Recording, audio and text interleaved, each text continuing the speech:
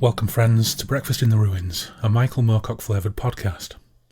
On this show we're back to Moorcock's writing, but this time in the form of some of his critical opinion in the shape of Wizardry and Wild Romance.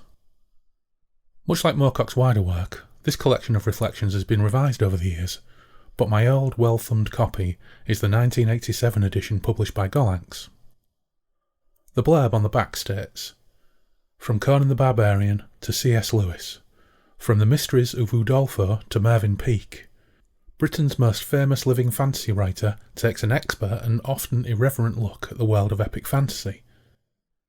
As informative about such authors as Edgar Rice Burroughs and H.P. Lovecraft as he is about their more literary counterparts, Moorcock traces the progress of this popular phenomenon with his usual aplomb and authority. Warm in his praise of the original, damning in his criticism of the hackneyed and the cosy, Moorcock escorts us on a fantastic journey to worlds where medieval romance engages with modern pulp fiction, where 19th century Gothic rubs shoulders with Celtic saga, to worlds where the forces of history and imagination triumphantly unite. I'm joined on this dive into the world of Mike's opinions by the Grogfather, host of the Grognard Files podcast, Dirk the Dice. Back in the mists of time when we originally had a conflab about what we'd cover, Dirk, without missing a beat, said Wizardry and Wild Romance. Now, as with most of my collection, it's well over 25 years since I've read it, and, thanks to my old man faculties, seems to me to be a lot longer, which is probably why I regularly refer to it as a 70s book in our conversation. Nevertheless, it's fascinating to go back and reread it now, and I do wonder what the subsequent 34 years of developments and frontrunners in the fantasy genre, who owe a lot to Moorcock, would add to Moorcock's critical appraisal of the form. At some point I'll have to seek out a revised edition and see what gives. But for now, sit back, crack a porter, and join Dirk and I as we venture into the mind of Moorcock and his take on Wizardry and Wild Romance.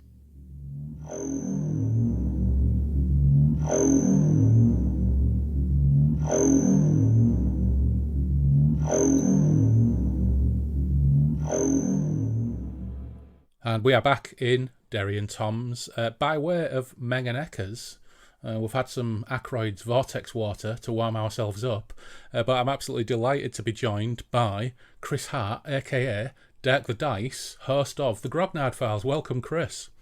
Hi, Andy. It's Stimbot. It's great. We've been wanting to do this for years, haven't we? We've been talking about this for years, so it's great to actually do it. Yeah, I think we first talked about it probably after I'd only done about 3 episodes, because of I started listening to the Grognard Files probably 2+ years ago, maybe longer than that now, actually. So I was always aware of your podcast. I think because of that, if you look at the gamer fantasy fan Venn diagram, Moorcock's kind of slap in the middle and Moorcock fans are slap in the middle, so it always seemed to make some kind of sense that we should actually have a conversation. So I'm absolutely delighted to have you here. It's brilliant. Yeah, thank you for having me on.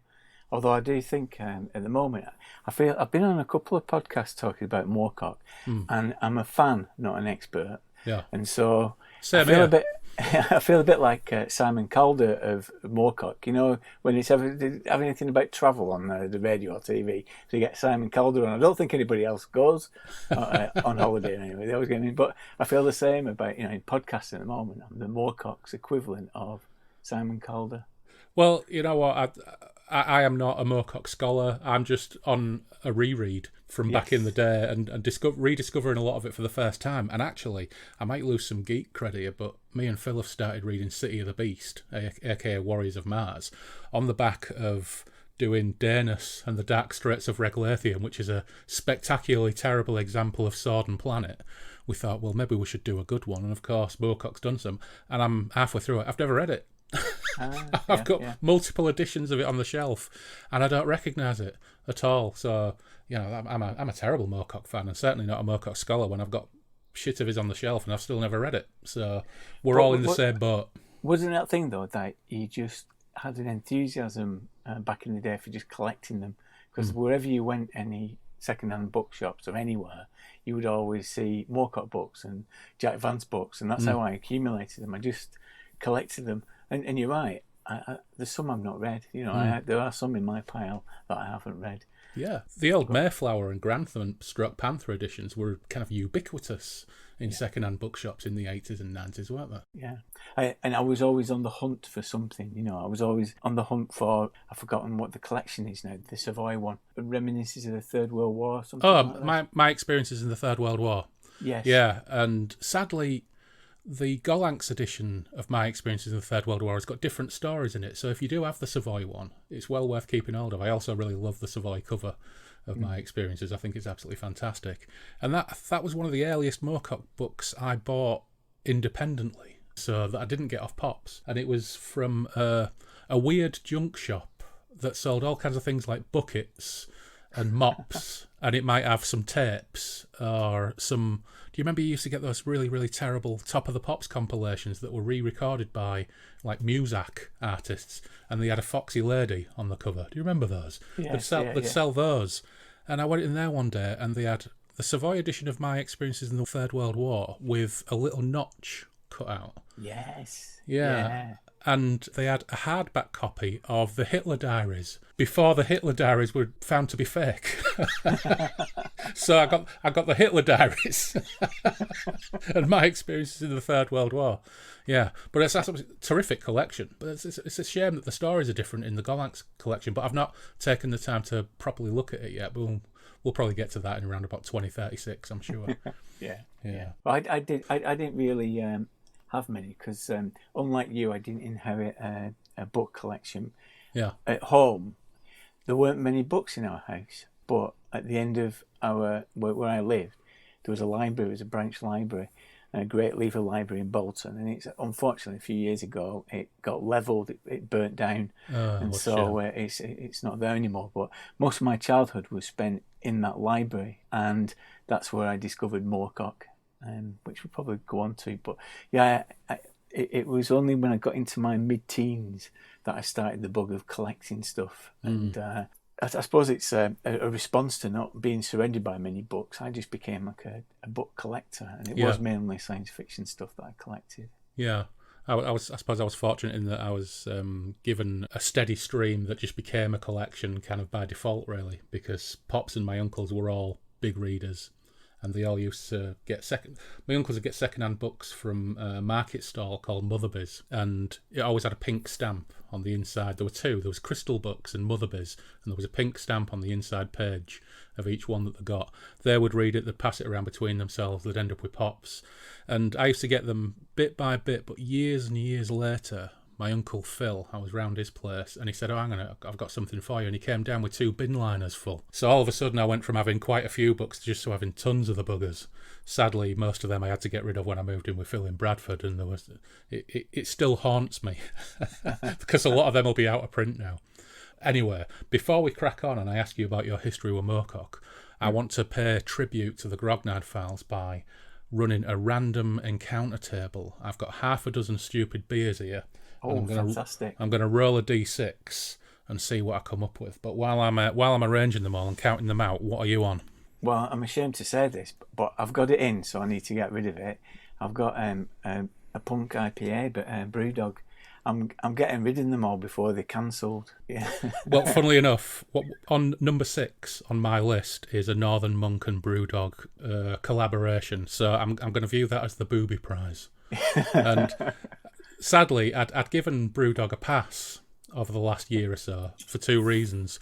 One is because they did all the free hand sanitizer campaign for the NHS, so I thought, okay, fair enough. It was probably just a massive publicity thing, but they did it. It's fine. Yeah. And also, ordering a case of 48 was about 52 quid. And I've got loose morals. But now we're back at the point where, yes, they are about to be cancelled again. So I think they need to go down. Yeah, it'll get to that stage. It's a bit like people look at me when I'm drinking Brewdog in the same way they look at me when I say that Annie Hall's my favourite ever film. And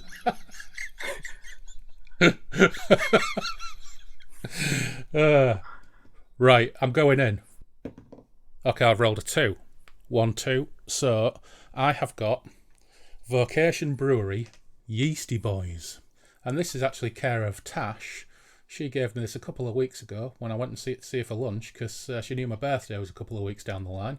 So this is a birthday beer from Tash. And it's a waffle and blueberry breakfast stout. Oh. So I'm kind of cheating by not having this for breakfast. Exclusive collaboration brew with our friends at Yeasty Boys, and it is a gentle 6.9% to kick the evening off. So I'll just very quickly crack this. And does it have a novelty can? That's the important bit. I should hold it up. Oh yeah, that's all right. Yeah, see, I'm a sucker for the novelty can. Yeah, it's quite pretty.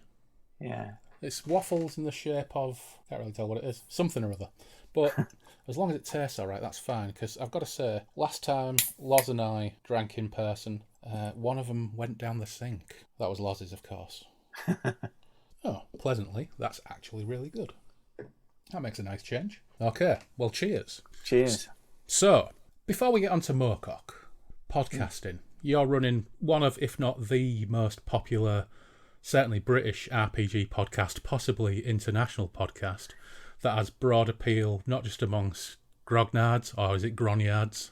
I don't know. It's a Moorcock podcast. We should really talk about pronunciation, and but also the wider gaming community. So, what kicked you off? What inspired you to do it in the first place? Well, we were planning on writing a memoir of our experience of role playing in the 1980s.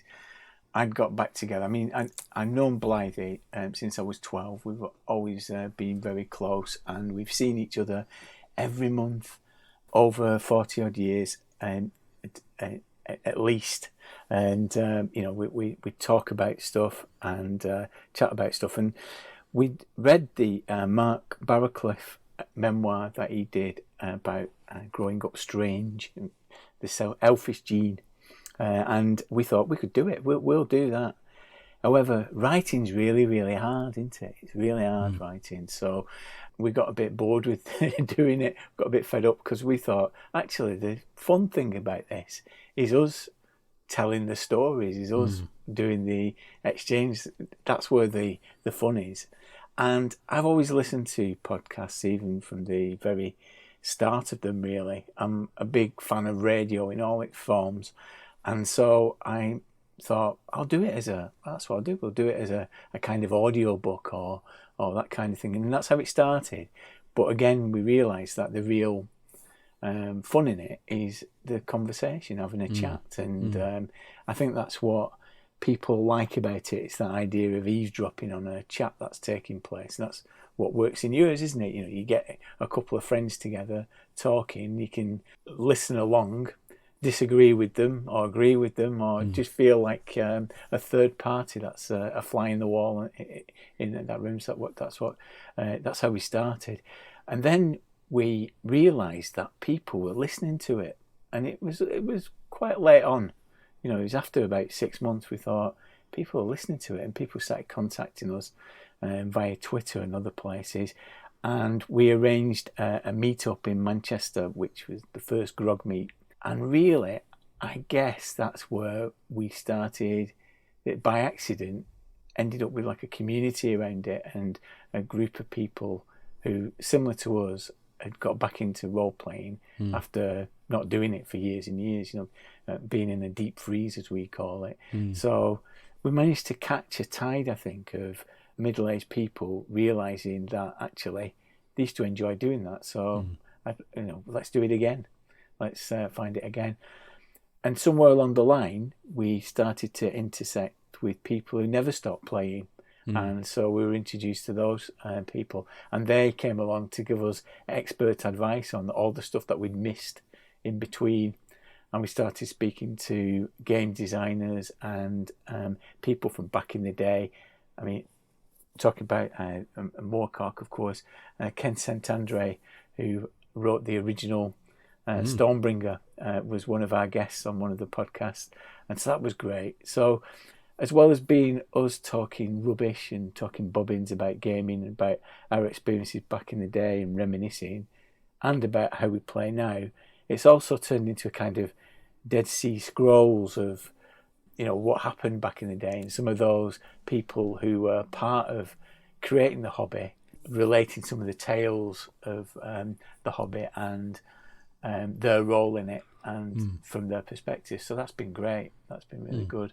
And an extension of that, we started inviting listeners to participate as well, for them to start telling their stories. And so we have a segment that's first, last, and everything. So people have a chance to talk about the first game they played, the last game they played, and the game that means everything to them. So that's been good. And again, this sense of community that's around it. But in answer to your question, how do we get into podcasting? It was by accident.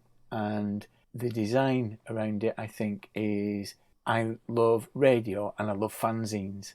So it's a chance to bring together the two things. I see it as like an oral fanzine. There might be bits of it you don't like, but it doesn't matter, because in 20 minutes there'll be a bit that you do like. And it's a patchwork quilt of voices.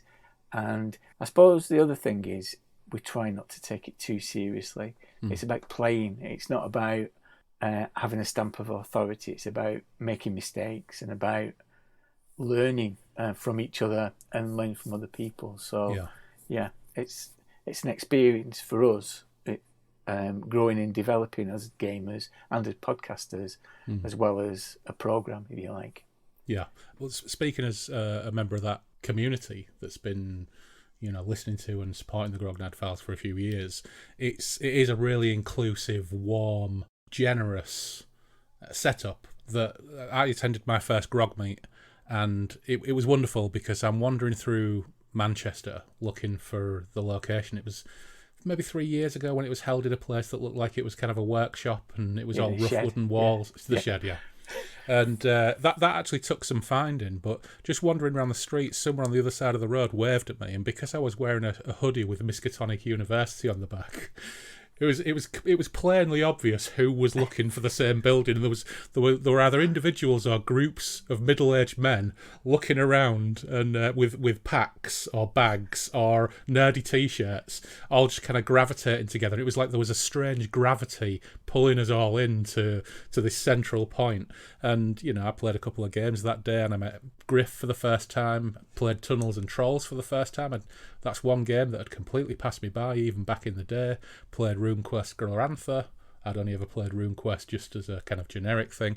So it was really fantastic. It was a really warm experience and a real feeling of kind of comradeship amongst all these people. And I think that's reflected in the community that you've built right across all platforms, via Twitter, and I know you've got your Discord. I haven't quite figured Discord out yet, but it's a real credit to you that this is something that's kind of spun out from something that you kicked off as just a way to kick ideas around. It's fabulous, and I really take my hat off to you. Oh, well, thank you very much. But it was all completely by accident, and I think it was motivated by a desire to play with other people, because that's what we said. We said, hey, after 6 months, when we realised that there were people listening, we thought, hey, we might be able to get to play with some different people, because, that was the thing back in the day. We could never find anybody to play with. There was 3 of us on rotation trying to, and reading about these scenarios or these groups with loads of people, 15 people sitting around a table playing D&D in an afternoon. We used to dream of that kind of thing. We never went to a convention, because it seemed like on the other side of the world. So, it's been great to make loads of new friends and to get to learn other people's experiences and realise that even though we're talking about our personal memoir and our own personal experience, that it is shared. It is a universal thing that happened in the 80s for a lot of people of our generation. It had a lot of similar experiences. We were very similar for the most part, in that whenever I gamed, apart from early on when I was at school, but probably from the age of 18, 19, whenever I gamed, it was me and Loz were half the group. Yeah. Maybe 2/5 to half the group. And then we had a variety of different people who kind of came and went. And I should raise a glass to Magic Paul, and I think we should probably raise a glass to Mike Hobbs as well. Paul and Mike. Paul cheers. And Mike, absolutely. Yeah, so actually, if we'd have had the kind of technology and capacity to network at our fingertips back in those days, I think it would have blown my mind. Yes. But it is really great to be in a position now, because up until probably this time last year, or maybe a little bit later, I'd never even gamed online, because I always thought, no, it's an in-person thing, I can't do it online. And now I game every Thursday night with Clarky, aka Keyhar, former of Dissected Worlds, and I play. He invited me to join his group, as a result of just being part of this community on a Thursday night, and I've never looked back, and I've played pretty much every Thursday night since. So it's fabulous. And I think in the last 18 months, with everything that's been going on, being part of a community like this is an absolute, well, it's a boon. It's really fantastic, and it's I'm sure there are a lot of other people around there who probably echo this when you can't even go out or do anything or play in person. What a fantastic community to be part of. Also with people who are tech savvy. Yeah, that helps. And I've come to the realization over the last few years that it is a great hobby, and I know that all of your listeners will be gamers, but there is a unique quality to gaming, role-playing games. And Tim Harford, the economist, was a guest on the Grognard Files, and he put it really well. He said that it's a licensed creative activity because it allows you, it gives you a space to be creative. Yeah. Because not all of us are going to act on stage. Not all of us are going to write a book. Not all of us are going to do these creative things, producing handouts, creating maps, building worlds. It allows that. It gives a license with that. And what's brilliant is it gives you a chance to not consume creative material. It's actually participate in it and find other people, like-minded people, that you can share it with. So there is something, without being too pretentious about it, there is something special about it. And I think I've realised it more than ever over this pandemic and this period, that it has been a way of escaping these four walls. I sit in this room. I mean, it smells like my teenage bedroom.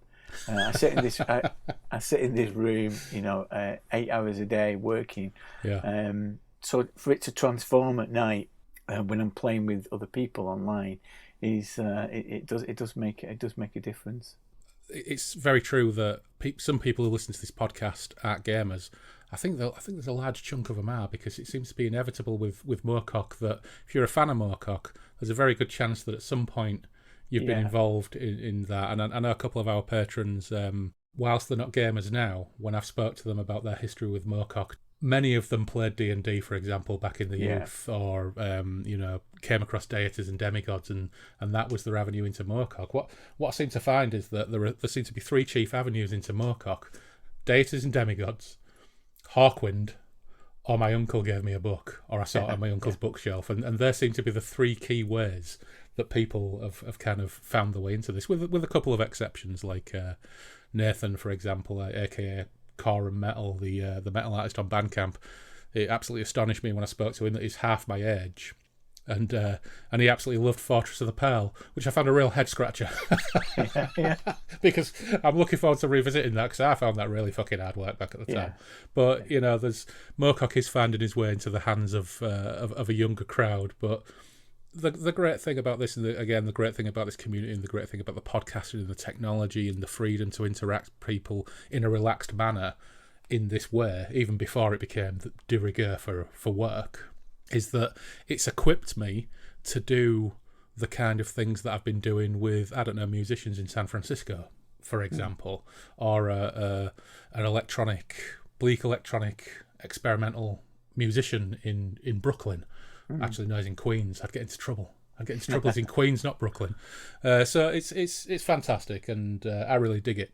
But we're well known for going off on tangents on this podcast, and we've not quite touched on Moorcock yet. So I'm just gonna have another sip of this. But what's your history with Moorcock? That's our standard first guest question. So let's go for it. Well, as I said, there weren't many books in our house. I don't mean to say my parents weren't readers. There were plenty of Agatha Christie, and my dad had the is it the Pan collection of James Bond? The original ones. Yeah, we had those. Lovely books, beautiful books. Yeah. So I used to read those, but I had the library on my doorstep, and that was my way in. And even before I was gaming, I used to go into the adult section of the library, because they had a children's section and an adult section, and the science fiction stuff that was in the children's section was fairly limited. I always remember a copy of Trillions that I took out a few times and never got very far with it because it was all like hard science fiction stuff, Asimov and that kind of, and Heinlein. And I used to find all that stuff really boring. But in the adult section, they had The Nature of the Catastrophe. Yeah. And I used to take that, and it had the pictures in as well. And I used to read it. I didn't understand anything about it, but I was really drawn towards it. That and John Cooper Clarke, because it seemed very far removed from my world. It felt like all the punk stuff that I saw on the TV and other people were experiencing in a book. Yeah. That's what drew me. I didn't realise it was Moorcock and that wrote that. When I was a bit older and I started to get into gaming, it was my friend Blythe who got the Elric and Melniboné from the library, Central Library, and I got that out, and it was fantastic. I was instantly drawn towards it, and I loved Elric, and I still do.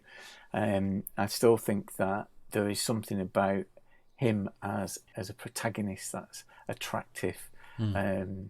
And some of the imagery and some of the iterations in the graphic novels I've loved since. So Elric was my first inroad into it, and then we moved on to Coram and Hawkmoon.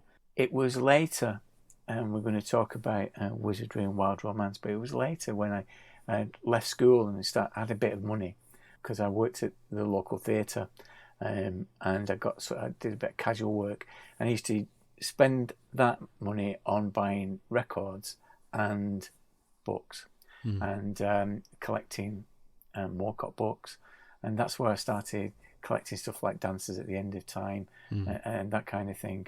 And just like everywhere I went, I just went trying to find the Moorcock, and I had a list, and those lists were never reliable. I hand wrote on a piece of A4 paper that I took everywhere from John Clute's encyclopedia, because I saw that as the definitive list that I had to get hold of. I think it has to be said that I was in it for the mystique initially, then I was in it for the gaming material, and then I was in it just for the acquisition of building up a collection. And then it changed. I started to take him a bit more seriously in my 20s, and started reading him again when I should have been reading stuff for college. When I went to college, I got distracted really badly by Michael Moorcock. All these books that I'd collected, I started reading them and taking them far too seriously and earnestly, and drawing together parallels that probably weren't there, or probably were there, but they don't really mean much. So I've always had a love of Moorcock, and we're going to talk about Wizardry of Wild Romance, but Wild Romance, it's a book that had a really big effect on me, and we can talk about that. Yeah, I think there's a lot of us who went through a similar process. I think I've said this before, but Moorcock was my Pokemon. Yes. It was like, got to catch them all. And depending on what edition you had, whether it was a Mayflower edition, my list that I always went for was the bibliography at the beginning, which had the list of all of his publications. And then when I found out that there were books that sat outside of that, for example, that were published by Savoy, and actually you made a point about the Nature of the Catastrophe with the James Cawthorne artwork in it. That Savoy version of My Experiences in the Third World War has got the Jerry Cornelius strips inside, and I can remember taking that to school, and it's quite racy. Yes, it is in places, and it felt really naughty having that at school when everybody else was reading the Rats and getting into trouble and getting these things confiscated by teachers. I had the My Experiences in the Third World War, and I was showing my mates the saucy pictures of Miss Brunner. Yes. But it became an instant need to collect, and I've still got it now. I'm still doing it now. I'm buying different editions of the same books because it's a different cover, it's a different edition, it's an artist rendition I've never seen before. We were in Morecambe a couple of weeks ago, and between Morecambe and a little place up the road with another fantastic bookshop, I probably came away from just 2 days away with another dozen Moorcock books. And the great thing about the the old Pier bookshop in Morecambe is it's just like the ones from 20 years ago where you've got all the same Mayflower and Grantham and Panther editions just on the shelf. The problem with the old Pier bookshop is it's absolute chaos. There's no order to any of it. So you could spend all day in there and not find the treasures, but it's, by God, it's worth going and having a look and having a pitch and seeing what you can find. I was very lucky. In the early 90s, I was working in Manchester, centre of Manchester, and in the basement of the Corn Exchange there was a remainder store, if you like, of all the Savoy stock. Oh, fantastic! So you could go down there and you found also. I've got here a copy of Mengen Hecker here, which is Lord Horror's comic strip. Nice.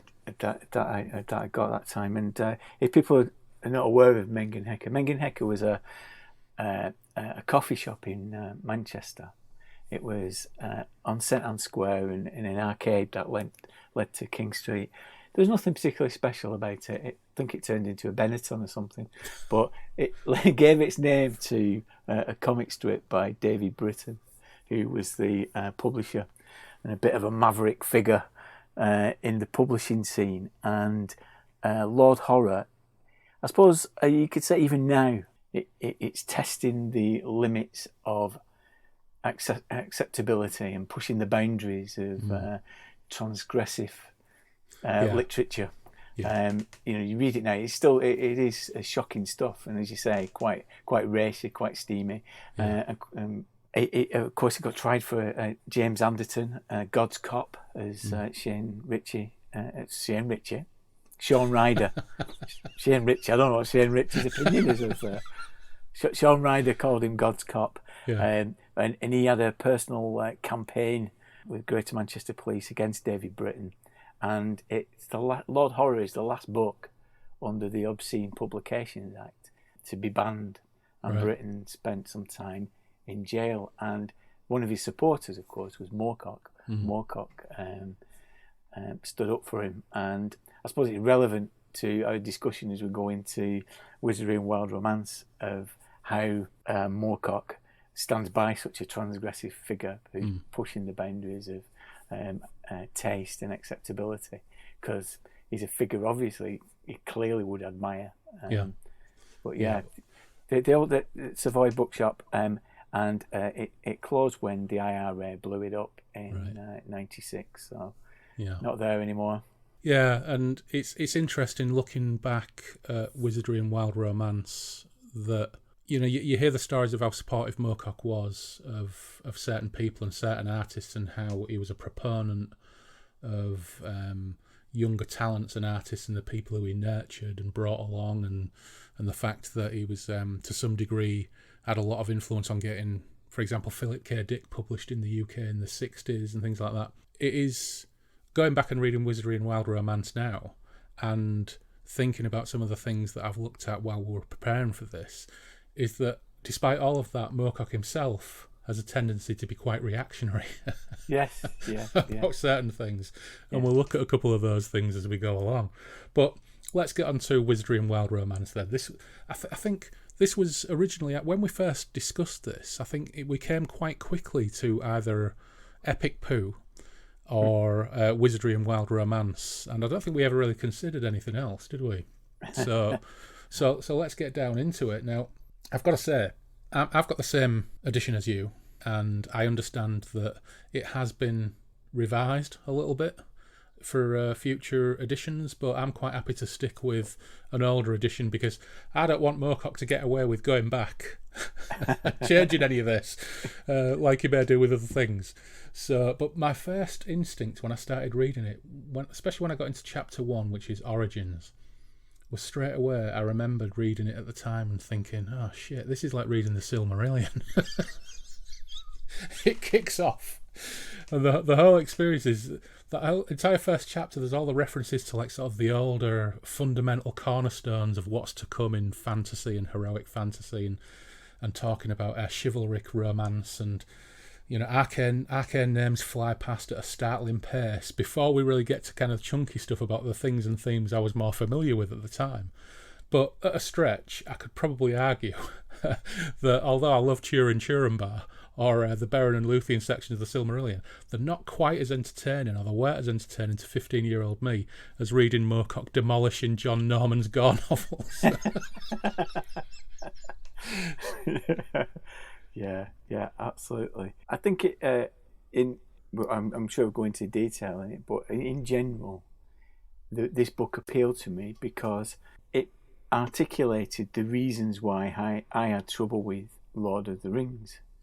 I couldn't accept it somehow, Lord of the Rings, and the reason, and I think reading Wizardry and Wild Romance now, I think I've projected some of my own views and put words into Moorcock's mouth. I've been guilty of doing that over the years because he doesn't really articulate the Marxist interpretation of Lord of the Rings that I usually articulate when I'm arguing against it. I always say that Wizardry and Wild Romance, when people say, has a book changed your life? This book didn't change my life, but it changed my library. It opened up new avenues of inquiry and gave me a reading list, so to add to my John Clute list, other stuff to go looking for, and broadened the horizons a little. Because going back to children's literature, and that's where he's looking at, isn't it, in Epic Pooh. Yeah. Growing up in Bolton, the children's literature, the main figures of children's literature were Swallows and Amazons, Famous Five, all middle-class kids running around the country. And it didn't mean anything to me. That's why I used to love the Three Investigators, Hitchcock's Three Investigators, because it was set in America, set in a scrapyard, and no class involved. And when I read Lord of the Rings, all those kind of things that I hated about children's literature when I was growing up were very apparent in Lord of the Rings, and that's what he kind of brings out, isn't it? This kind of rural conservatism, middle class conservatism is steeped into it. And as I say, I'm probably guilty of over praising this book because it was the book I read in '87. I thought, yes, this is exactly what I've been saying, and it's confirmed that I was right all along. I had kind of mixed feelings about it at the time because, my mum read The Hobbit to us when we were kids, and then I went on to read it myself. But at junior school, I think I went straight from Target Doctor Who books, to reading Sven Asel and Moorcock and stuff like that, thanks to Pops. Kind of getting a direct tap into all of that stuff. And, I'm not saying that it was a reading adult novels, because really Sven Asel appeals to people in their teens. Moorcock appeals not only to adults, but there's enough stuff in Moorcock for a teenager to go, this is fucking amazing, and miss out on all the nuance. And you kind of maybe pick up the nuance a little bit further down the line. But I think I had kind of mixed feelings about it a little bit to some extent, because my mum was so passionate about Tolkien. I went on to read, I must say, the first time I tried to read Lord of the Rings, I just couldn't get on with it at all. But like a lot of these things, the same happened with the Silmarillion. I think I tried 3 times over 20 years to read the Silmarillion. And, I didn't give a flying fuck what Galandil ate before the battle at Gondolin and how many apricots somebody did, because the names just came thick and fast, and it was like reading a history text. But one day I sat down and read it, probably when I wasn't stoned, because I'd given all that up. And it all went straight in, and I kind of really, really enjoyed it. As I've got older, probably would I read Lord of the Rings again? I'm not entirely sure.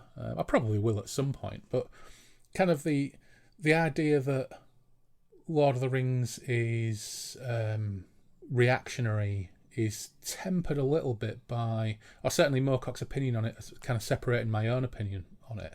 It's slightly tempered by how reactionary he is himself about some of the things in Wizardry and Wild Romance. And he's got this curious habit, as you read in the book, of really intriguing you with a quoted passage and then really witheringly dismissing the author in question in the following couple of sentences. And he does that to Stephen Donaldson on Lord Fowl's Bane a little bit further along, when he's talking about world building.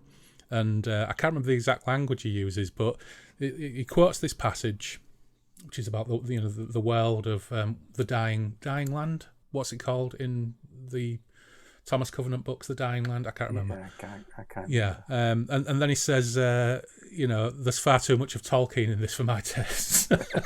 What words to that effect? And at one point he even throws a bit of shade at Robert E. Howard in exactly the same way. So he's talking about a 16th century chivalric romance for a while called Amadis of Gaul. And he goes on about Amadis of Gaul for about 2 or 3 pages. He's talking about Amadis of Gaul, and he says, disguised in black and silver armour, Amadis joins the ranks of Lisuarte, and there follows a battle scene between Celadan of Ireland and Lisuarte of Great Britain, which is reminiscent of the battles for which Robert E. Howard is famous. And then there's a big quote from Moncrief's Précis.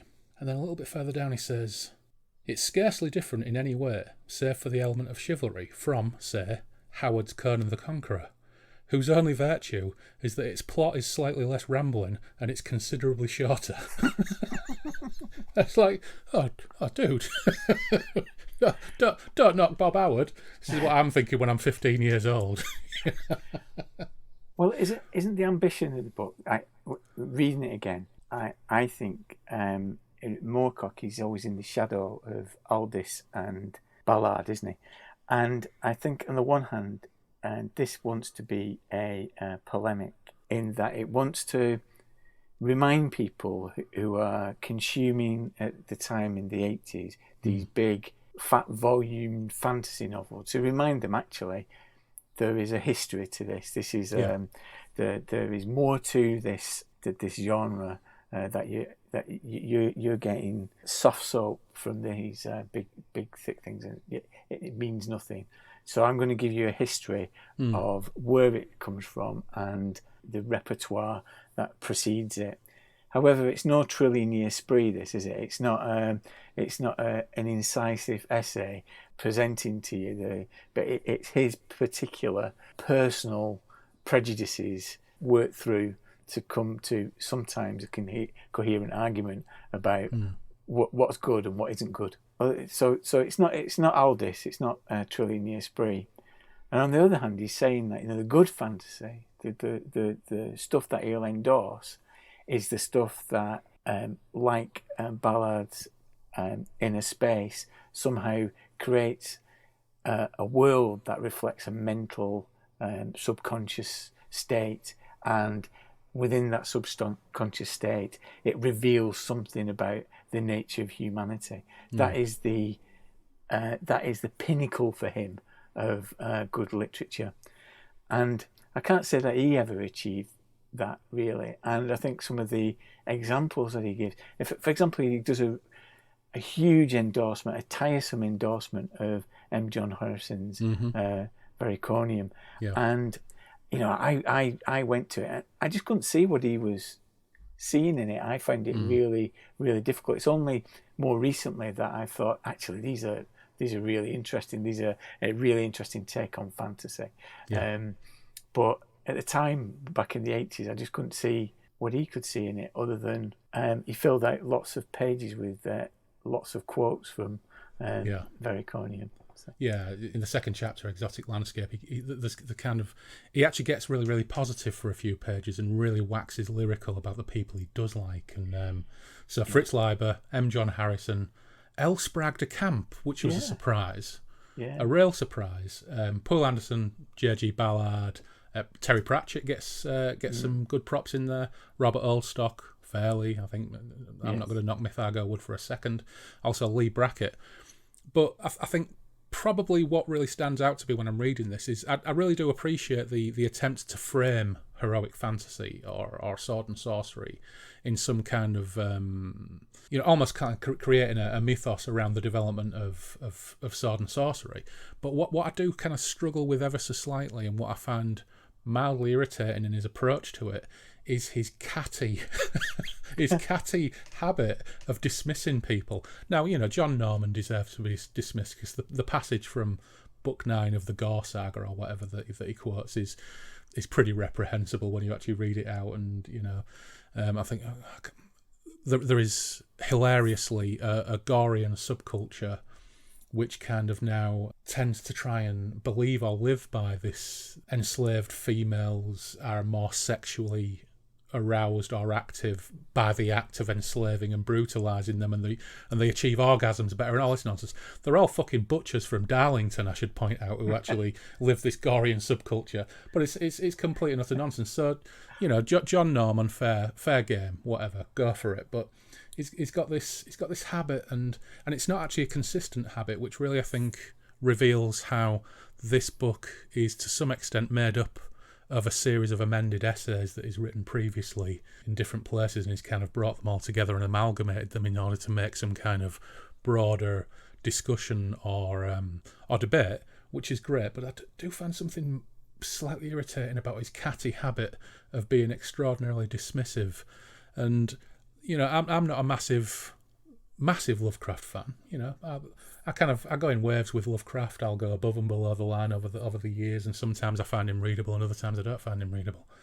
But he's talking about Gothic romances and how they influenced the Weird Tales writers, and he quotes a passage from Lovecraft, which I think is a really competent and nice evocative passage, and then a couple of pages later, he's talking about Lovecraft as the what does he say? The inadequate describer of the indescribable. Yes. Which feeds into this old kind of narrative, which has been around a long time, about how Lovecraft was a bad writer, and he also refers to Lovecraft's awful prose at some point, and it's like Lovecraft, like Robert E. Howard, for all of their faults, and you know, I'm not going to excuse any of Lovecraft's racism or any of those things, because they are apparent in some of his writing, particularly his poems. But he was a writer writing basically for, I don't know, 2 cents a word for tatty magazines, for pulp magazines, and he wrote over a long period of time, and his writing went through a series of developments, just like any other author. Moorcock himself went through this process. He wrote things in the early 60s and short stories which he himself would dismiss as the inadequate writings of a teenager. But he doesn't have the same spirit of generosity with some other writers. And whilst I think a lot of his arguments are really valid, it just bugs me slightly. But that's criticism, isn't it? Does it put me in a bad light that I quite like the catty nature of it? Because I think there's a certain irony that he has a go at Vidal, isn't he? He has a good go at Vidal and his criticism, but I think he adopts that mode of the catty commentator with the bitchy side eye to certain people, and I quite enjoy that. I've always enjoyed that. I think that's probably my standard mode, to be honest. I've got a quote that I want to take from the Target book of Doctor Who and the Loch Ness Monster, because I do think that this is the tone that he adopts in here is his standard tone. He does an introduction to the 2013 edition, and I think this reflects Moorcock's worldview in somewhat, right? I didn't like William Hartnell as an actor. I didn't like The Army Game, which brought Hartnell to TV fame. And I could rarely see him as the Doctor without imagining him with a swagger stick under his arm, rapping orders at a bunch of uncomfortable army recruits. So when John Pertwee took over next, I almost stopped watching for good. He seemed a return to the authoritarian mode, barking instructions to one and all, firmly on the side of the chap in charge. A fitting companion for the Brigadier, maybe, but not someone I wanted to spend too much time with. And I hated all that old kit car almost as much as the cloak and frilly shirts. And it's kind of that thing, you know, poor old William Hartnell didn't get a look in because he was in the Army Game. He didn't like that. Yeah. But that's quite it's really actually quite satisfying to know that Moorcock is in exactly the same position as everybody else, where you've got your doctor and you've got your not doctors. That's actually quite a nice thing to learn. I had no idea he'd done that forward. Yeah. And I think that's I think Rob in your previous episode was saying about Tolkien represents that paternal figure that from a different age, had different experiences, where Moorcock is a counterculture figure, isn't he? You know, he is a small representative of a transgressive culture, and I think in order to do that, sometimes he has to do the John Lydon thing of inconsistent shouting down of authority, just for the sake of it. Which I think is a grand thing that we all aspire to be able to do, and I think that's quite an appealing position to take. But it's kind of interesting. I was looking at when he wrote a letter to the Guardian in the 70s about 2000 AD, after 2000 AD had launched, in support of some criticism of 2000 AD, and it was quite brutal. But in this letter, he kind of expresses his disappointment in IPC in this letter, which is fine, because IPC was very establishment, and they were all kind of, you know, stiff, starch editors and publishers. And whilst he kind of is accusing a lot of other comics of being kind of low-grade knockoffs of the Dandy and the Beano, and he's kind of harking back to the better qualities of Eagle, for example, that kind of, there's a little bit of inconsistency starts to creep in. But what's really interesting is he compares the situation around the launch of 2000 AD to a situation of what he describes as a similar project in the 60s. And he used his influence and his clout as a National Union of Journalists committee member to speak out against the project vehemently, along with a couple of other people, and basically got it shit-canned at inception stage. And it's like that's quite a reactionary, dismissive approach to something. And he had this same attitude towards 2000 AD, very dismissive of something that, on reflection, when you think about young artists and creators like Pat Mills and John Wagner, had he paid a little bit more attention to it, perhaps, maybe not, but perhaps he would have seen that they were maybe at the forefront, infiltrating that kind of those staid and moribund halls of you know, kind of creating things by committee to create something that's actually been subversive and quite long lasting. But is it not? Doesn't he not come back to in Wizardry and Wild Romance that fundamentally he is a humanist, isn't he? So I think his criticism of some of those, I'm not sticking up for this argument, but his criticism is that of 2000 AD was that it was doing that thing just for the sake of it, without any sense of humanism. So if you were, it's okay to play with the idea of fascism and like Lord Horror and what have you, but essentially it has to be a humanistic message. And his argument was that in 2000 AD it was violence for the sake of violence. I think that's what he was arguing, because that kind of comes up in Wizardry and Wild Romance, doesn't it? That sense that the authors who he thinks has Walter Scott and people like it, they have a sense of, even though it's overblown and portentous, there's a sense of humanity at the heart of it. And when you hear him speak, Moorcock always comes back to that fundamental humanist message. And you know, recently reading Quorum, you know, that is a theme of his writing. No, that's a fair point. I think maybe I'm being reactionary in my own way by reacting to Moorcock's criticisms of things that are close to me. I suppose. Close to your heart. Yeah. And, this is always an issue with literary criticism. And don't get me wrong, I'm never going to diss Michael Moorcock, because as Alan Moore said, he would knock you out with one swipe of his massive paw, because he's a big fella, and I'm sure even at the age of 81 he could turn me inside out. But you know, it's that's one of the issues with reading someone who you love as a fictional author, and then reading his opinions on things and reading him kind of deconstruct in sometimes quite a cruel and dismissive manner. Well, not even deconstruct him, just say this is shit.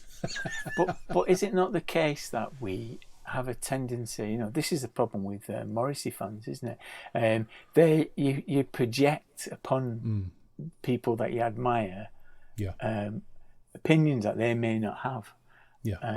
And just because you admire them, and similar as I was saying, I've been guilty of making an argument about Tolkien on Moorcock's behalf that he isn't actually making in this book, and he doesn't, it isn't essential. This is not an essential Marxist analysis of Tolkien. He's not saying that. He's just saying that it's twee, it's conservative, and on the side of authority, and against the individual and individualism. Well, it's funny you raise Morrissey, because it's certainly the case that as one gets older, it's certainly not unusual for our idols, no matter how progressive we think they might be at the time, to end up being to some lesser or greater degree reactionary and a little bit disappointing.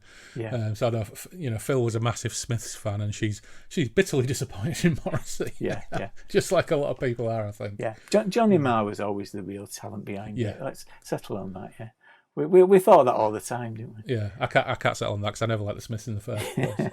But let's just quickly get into actually what his first broadside at Tolkien comes in chapter 2, and interestingly, he uses Fritz Leiber as his container to deliver his broadside. He says, occasionally, of course, Tolkien manages a romantic evocation or two, passages which are admired by many contemporary readers who do not otherwise enjoy him. But Tolkien's enormous success could easily be in direct relation to the extent to which the elements of romance are absent from his narrative, as Fritz Leiber, probably America's leading living fantasist, wrote in a letter to Lynn Carter. There's no arguing that a vast number of people are tremendously and enduringly enthusiastic about Tolkien's trilogy, yet I do meet quite a few whose reactions are much like my own. We almost always start with, "The Ents are great, oh boy yes, and that first part of the quest with the Black Riders in the distance, and Strider a mystery, that's great too. And yes, the first appearance of the Nazgul and the Balrog." At about which point the silence begins and we search our memories and look at each other rather guiltily. Exciting things should spring to mind, but they don't. He's not interested in women. He's not really interested in the villains unless they're just miserable sneaks, bullies and resentful cowards like Gollum. Tolkien, so unlike Edison, does not explore and even seems uninterested in exploring the mentality and consciousness and inner life of his chief villains. And Lieber said that in 1969, and actually, there's a lot of truth in that. It's hard to disagree with that. The villains in Lord of the Rings, I mean, let's face it, it is a proposition. Our heroes are from the Shire, which is 99.9% gammon. The Shire is the most gammony thing in any form of fantasy literature, I think, of all time. It's 100%, well, apart from Bilbo and Frodo later on, and his mates, it's all gammon. And probably this is why I'm a little bit afraid to read The Lord of the Rings again now, reading it with a modern eye. I think a lot of the criticisms of Tolkien that have come about in the last 25, 30 years are probably true, and 90% of that you could probably direct at other things as well, like Harry Potter, for example. Yes, yeah. You most certainly can. I read Lord of the Rings last year and quite enjoyed it because we did an episode on Middle-earth role-playing, and as part of that I reread it, and I have to say that I probably got more from it reading it on this occasion. And of course there's a famous scene that is never it doesn't appear in the film, the scouring of the Shire at the end when they return home, and that is almost certainly the best bit in the entire trilogy. But yeah, you're absolutely right. The Shire is the epitome of Middle England and Middle English sensibilities. And in this age of polarisation, and the fact that Middle England has used the inflection of the 2008 financial crisis to override decades of liberal humanism. That's why reading Lord of the Rings does raises the hackles in the back of your neck, because it's reactionary, but not it's reactionary in a very specific way, very English conservatism that I have no truck with. So interestingly, you've said that you've read Lord of the Rings recently. So key question: Tom Bombadil, are you for him or against him? Well, I've been traditionally against him, but reading it again, you realise that he is something interesting. He is something interesting in that world. He's a demigod. He wears the ring, and it doesn't affect him. Mm. And Tolkien's biggest crime is that he doesn't explore that, and he doesn't have any relevance to the rest of the 1,000-odd pages that you have to read. You know, he is an interesting character, but yeah, it's that's me being revisionist of every view I've had for the last 30 years. It just got to show that I'm open-minded about these things. Yeah, absolutely. Yeah. I'm just going to take a pause to roll my giant D6. Yeah, because okay, I've I'm going to finished my first beer. So that's a 3. So, counting along. So, I am now on the standing joke of the year, apricot and almond sour. That sounds awful. Yeah, apricot and almond sour. Take a look at my face for the last time. I never knew you. I didn't even know myself anymore. But I'm not even fucking reading that. Craft beer nonsense. It's a 6.5%. Once again, this was a gift from Natasha. So let's see what she's set me up with. I actually don't mind a sour from time to time, but I tend to prefer lambics. I do find some of these English sours a little bit dry, and they kind of dry you out and desiccate you like a biscuit. So I've got, we're talking about being right on. I've got Toast, which here to change. A citrusy, hoppy, planet-saving IPA, Toast. And apparently, it's made out of surplus bread. Ah. Can you imagine such a concept of surplus bread? Surplus bread. Well, thinking back to one of our earliest shows, I think when Loz and I covered the Dreaming City, one of the beers we had was made from upcycled cocoa pops. Ah. So it seems to be a thing. Don't waste them cocoa pops that you've swept up off the factory floor. Stick them in with some hops and brew some tasty ale. Yeah. Right, so it's a cloudy sour. I must say I've rolled quite well so far, because when I look along here, I've got 11.5% caramel fudge stout Jack Daniel's edition. So I've dodged a bullet there.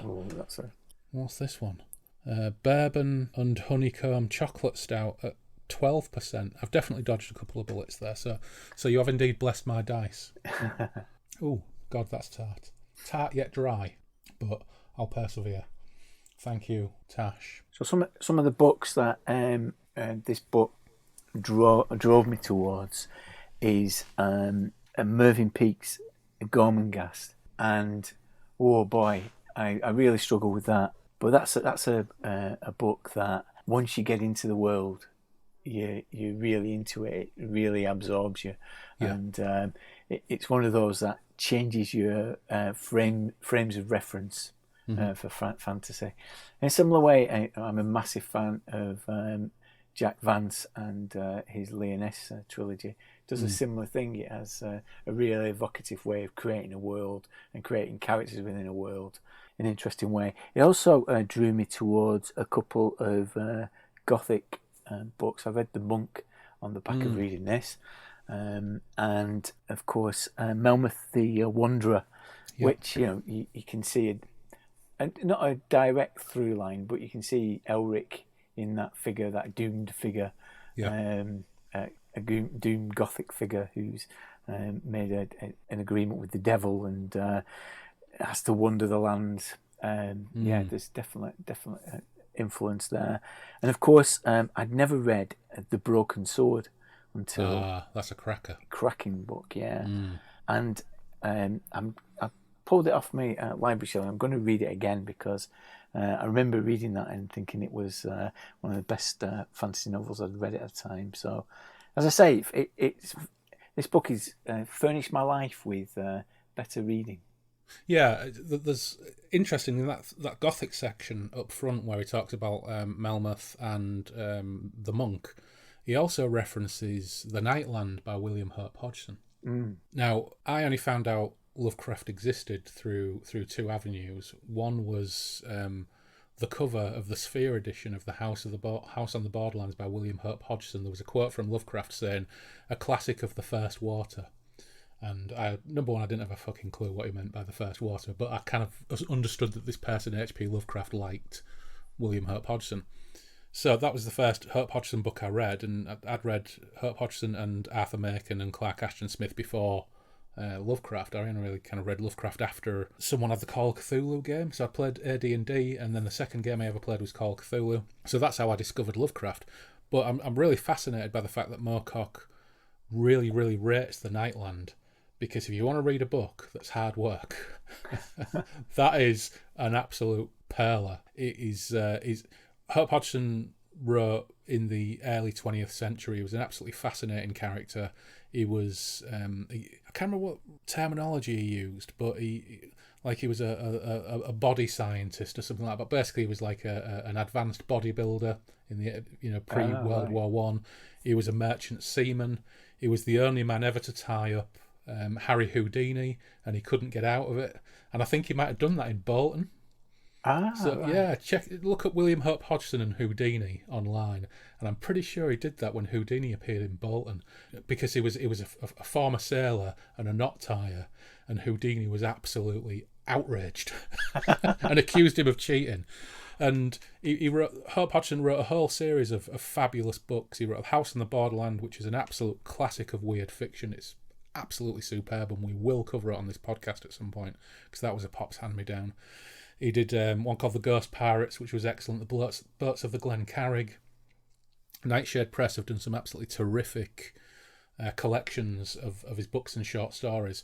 But The Nightland, hell's bells, that is fucking hard work, because he's written it in a faux arcane language, as if he's writing it from the perspective of someone in the 17th century. And the use of the language is so... he talks about Lovecraft an awful prose, yet he really talks up the Nightland, and I would strongly recommend anybody to check it out and give it a go, because I couldn't get through it.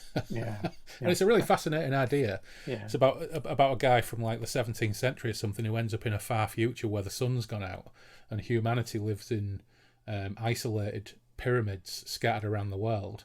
And for one reason or another, he has to leave one of these pyramids and make it to another one and go through the Nightland, which is occupied by terrible monsters. And it's a terrific idea, but it's almost impenetrable to read, or it certainly was for me. But well worth checking out. So, Wizardry and Wild Romance as a source of an expanded bibliography to track down on a list of things is a really, really great source to check things out. It's just from time to time. I'm going to have to go and check him out now, because he talks up Elsbrag de Camp, for example. And I am actually going to... The only Elsbrag de Camp I ever read were his Conan pastiches, which were pretty awful. Yeah. And at one point, he disses de Camp Conan, which is Conan of the Isles.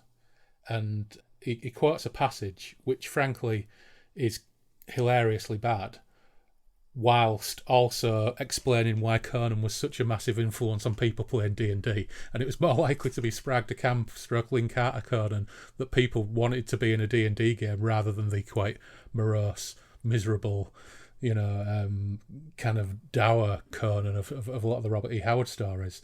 But then after he's quoted it, he says, but it was probably Lynn Carter. So it was probably Lynn Carter, because Spragg de Camp was far too good a writer to write this. So maybe it was just he was not concentrating and didn't edit Lynn Carter properly. Okay, fair enough. Maybe that was the case.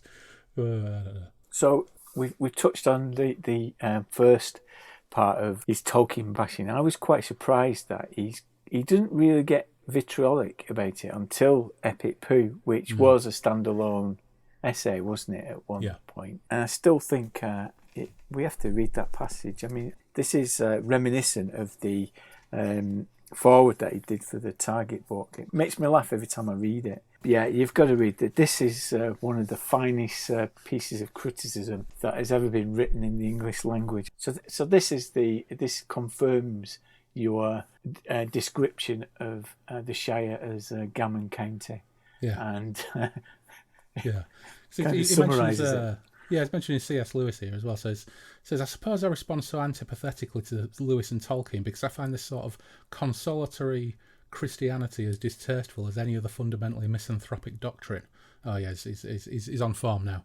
One should perhaps feel some sympathy for the nervousness occasionally revealed beneath their thick layers of stuffy self-satisfaction, typical of the second-rate schoolmaster.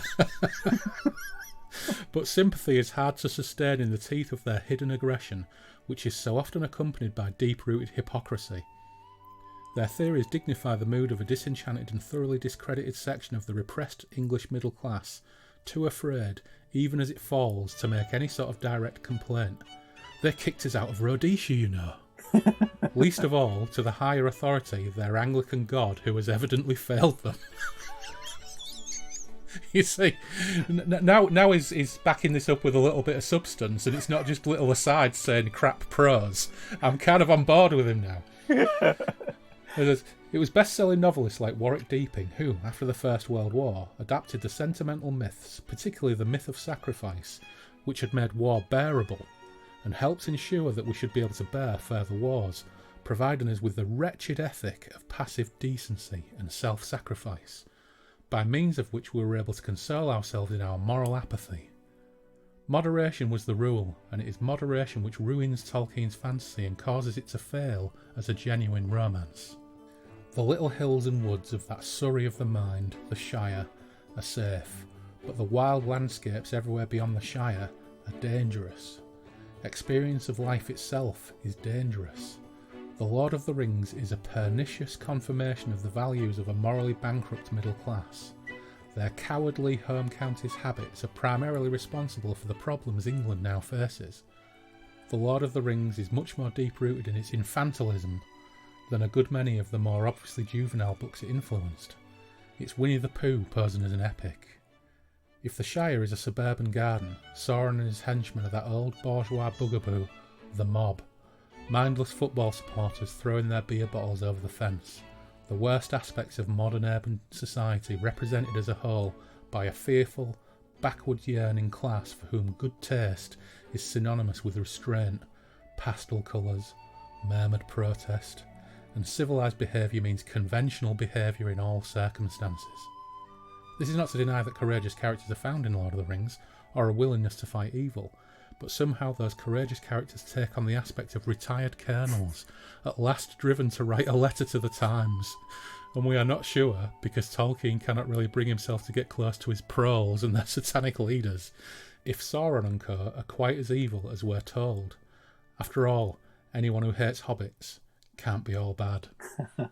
And that's Moorcock's classic piece of literary criticism that we're all kind of we're on one side or the other. But I've got to say I am completely on board with him in that, because the shorthand version of that is the Shire is gammon.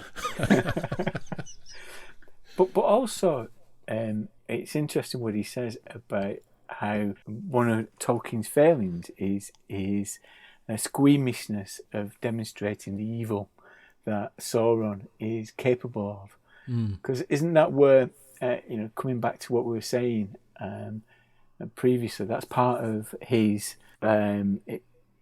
difficulty with some of these things, isn't it? Is that you've got to show the transgressive nature of evil. You've got to demonstrate that for to subvert good and normality, to show essential humanity. It is part of who we are, that kind of the subconscious mind, the stuff that Ballard explored, and repressed sexuality. You've got to explore all those things because they are fundamental to who we are as humans. And this is why I can forgive Moorcock's cattiness in some of the earlier pieces, because actually when it comes to Moorcock's fiction, he's not perfect. I don't think he's ever quite achieved perhaps the heights that he wants to see in genre fiction, but I don't think he claims to. He's quite clear about who he admires, might have some slight disagreements about some of the particular names, some of the particular works, but when he has been on form and when he has done great things, by God, they are fucking good. And he also has that ability to make sure that when you get the transgressive elements, then it could be the actions of Gran Breton crucifying children and people on the road to Colne, or actually his own heroes engage in transgressive behaviour on a number of occasions. In some ways because at the time, perhaps, like for example, in the final programme, homosexuality was still, I can't remember if it was still criminal when that was published, but it was still certainly frowned upon by society, yet he very openly and without any lasciviousness and an absolute frankness of matter-of-factness, Jerry Cornelius is bisexual, and is in bed with Professor Hera on page 2 or 3, and it's absolutely out there. And in The Dances at the End of Time, for example, on page 2, I think he shags his mum. So, he doesn't shy away from any of that stuff, but it always feels, it's not lascivious, it's not done for shock, there's always some kind of method behind it. And that's why I think when he's at his best, Moorcock does transcend almost any other person working with that form. Yeah. And that's why I can forgive him having little digs at people he don't like. Yeah. And I think that, reading this again is, you can sense that worldview running through it. I just don't think he articulates it particularly well. Because as you say, he's not as good at criticism as the people who he admires, like Aldous. If you read Trilline Esprit, that is a fantastic encyclopedic understanding of science fiction and the impact that it has. And I think, I sort of think he aspires to do that with this, but he cannot help himself. Also, I think one of the things that's really, really easy to forget with Moorcock is when he wrote a lot of these things, he was still only in his 30s. I mean, this criticism stuff. When he was writing his letter to the Guardian about 2000 AD, he was still only in his mid-30s, maybe 36, 37. When he's throwing shade at some of these other people and he's having his opinions, he's still in his 30s. And, I'm now approaching 50, and if I think back to when I was 30 and 35 and my opinions, well, I will happily put my hands up and say 90% of them were frankly terribly wrong. Yeah. So there's always a temptation when you're reading something by them is to think of them as monolithic. Yes. And that's what I need to try and divorce myself from when I'm reading this, is thinking of Moorcock as this monolithic presence. Yes. But his opinions will have changed over time. I mean, he did have a conversation with Arkwright99, that's Dave Mosley, isn't it?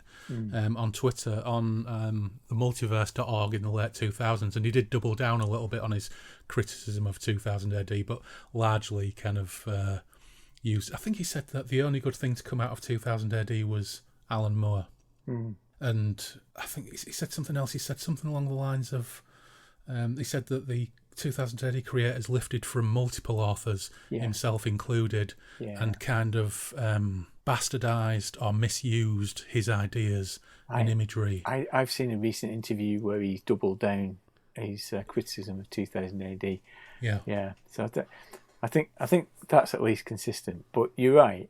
I do sometimes wonder, though, that when he says that, Grant Morrison was working at 2000 AD at the time. Yeah. So, and he never seems too far away from having a dig at Grant Morrison, just like Alan Moore isn't. Yeah. But if you'd have asked, if I'd have recorded an interview 30 years ago about Tom Bombadil, my opinions would be very different from what they are in 2021. Yeah, very true. Well, you know what? On that Moorcock doubling down on 2000 AD bombshell, that might be a good place to leave it. However, I'd like to make a suggestion that at some point in the next 6 months, if you're interested, we've talked about Brian Aldiss. I would quite like to look at New Worlds. Oh, that'd be fantastic, yeah. Yeah, so I've got the first New Worlds collection edited by Moorcock. But a little bit further down the line, if you want to come back to Derry and Toms and look at our first dive into Moorcock's work as an editor on New Worlds and some of the talents that he was nurturing, that might be a good use of our time. Yeah, definitely. Again, some of the people that he was championing at that time, like Norman Spinrad, Bug-Jack Barron, those were those things I was reading in my teens. Again, on the endorsement of Moorcock. So it'd be great to visit New Worlds. I've still got the copy of The Iron Dream that Pops gave me by Norman Spinrad with the crazy cover with Hitler on some mad futuristic space bike with a giant swastika behind him. Swastikas behind him. Yeah. It's just, I've got that somewhere. yeah, it's an absolutely wild cover. Wild cover. It's like one of those ones. There was no way I was going to take it to school, for example. What the fuck would people have thought of that? But yeah, no, that would be absolutely great. So, well, you know what? Thanks, Dirk, for coming along and joining me, and hopefully we'll bump into each other on the Moonbeam Roads again and talk about new worlds. Brilliant. Thanks, Timbot. Pleasure.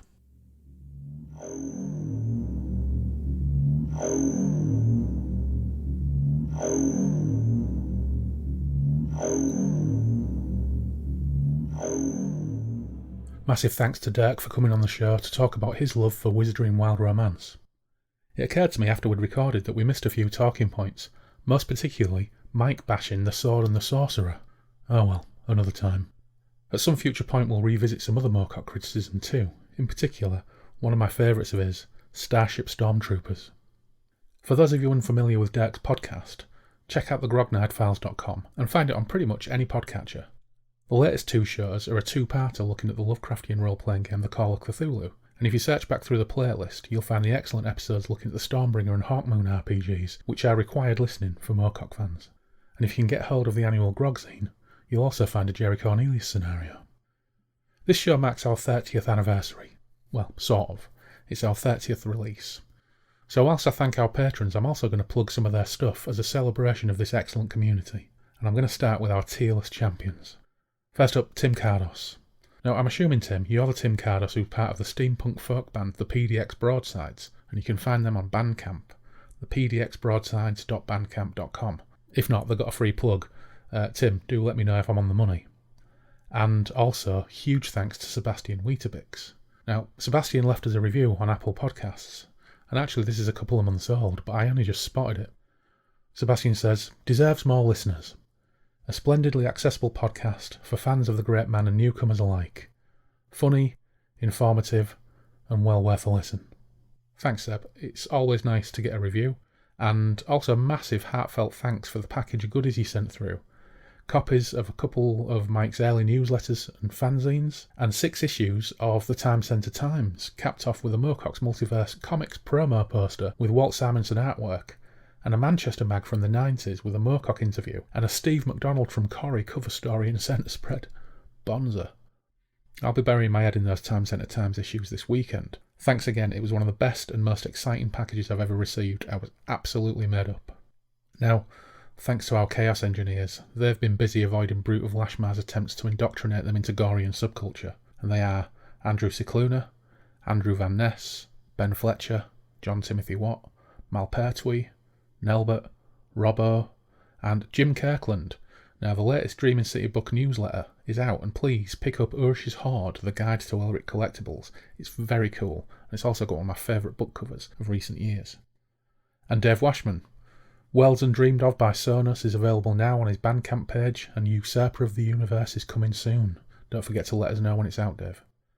Fred Quiche. Fred's a massive reader, and you can check out what he's been perusing and his take on it on his blog at bernalalpha.blogspot.com. John Lays. John's blog is at johnwlays.com. His books of verse, The Darkness of His Dreams and Whispers of a One-Eyed Raven, are available now. Simon Perrins. Simon needs no introduction, of course, because he's behind the show's logo and banners, as well as the design for Volume 1 of the journal. You can find his art on a variety of groovy products at his Etsy store. Just search Etsy and Simon Perrins, and I'll link to that on the Breakfast in the Ruins blog. Tony Milazzo. Tony's page is tonymilazzo.com, and there you can find out about his role-playing game, his writing, and his novels Picking Up the Ghost and The Faith Machine are available now.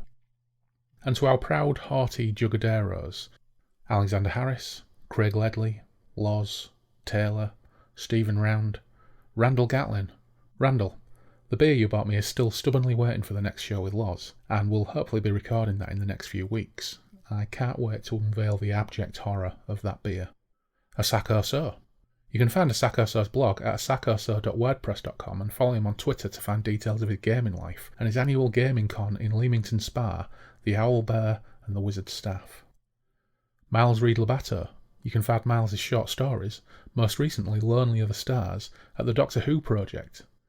Now, the Doctor Who project is a fiction series kicked off years ago, back when Who was in the wilderness and off the air, and centres on the continuing adventures of an alternate Doctor and his companions. The stories are published as part of an overall season that concentrates on delivering a collection of short stories that see the Doctor facing new and original situations in time and space. Tom Murphy.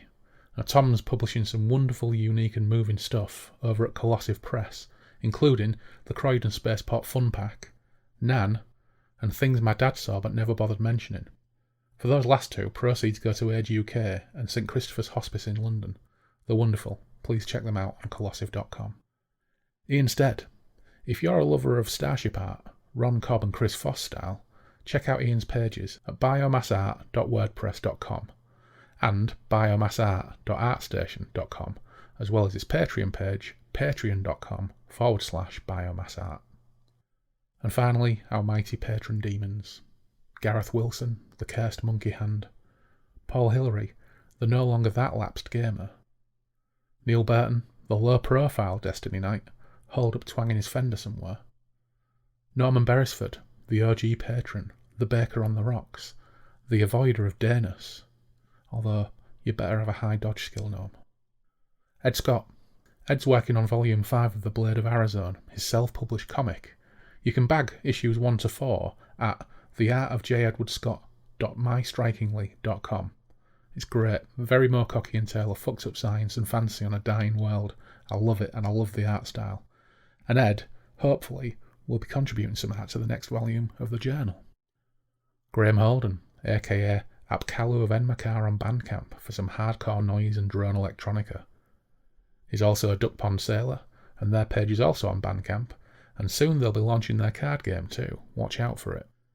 In addition, Graham's working with Nand on some more electronica inspired by the Black Corridor. I got a sneak listen of some of the early material, and it's exactly what I'd envisage HAL 9000 to listen to with his morning coffee. It's magnificent.